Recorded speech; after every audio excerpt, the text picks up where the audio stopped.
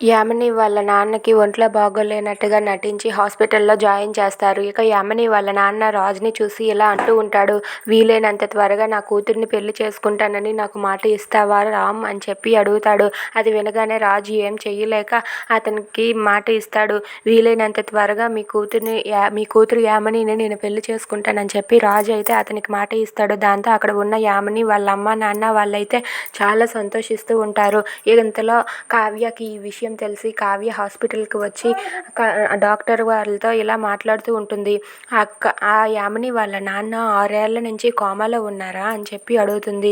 దాంతో అక్కడ ఉన్న కావ్య అలా అడిగేసరికి డాక్టర్ ఇలా అంటూ ఉంటారు. "అబ్బే అదేం లేదండి.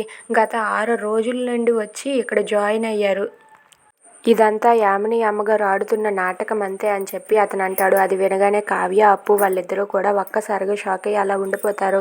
ఇంతలో యామిని రాజు దగ్గరికి వెళ్ళి "థ్యాంక్ యూ బావా, థ్యాంక్ యూ సో మచ్.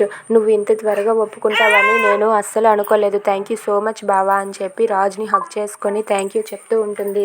అది విని అక్కడ ఉన్న కావ్య అయితే ఒక్కసారిగా షాక్ అయ్యి అలా ఉండిపోతుంది.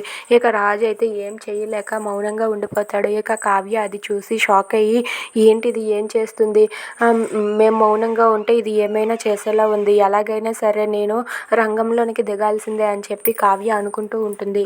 If you like this video please like, share and subscribe friends. Thanks for watching.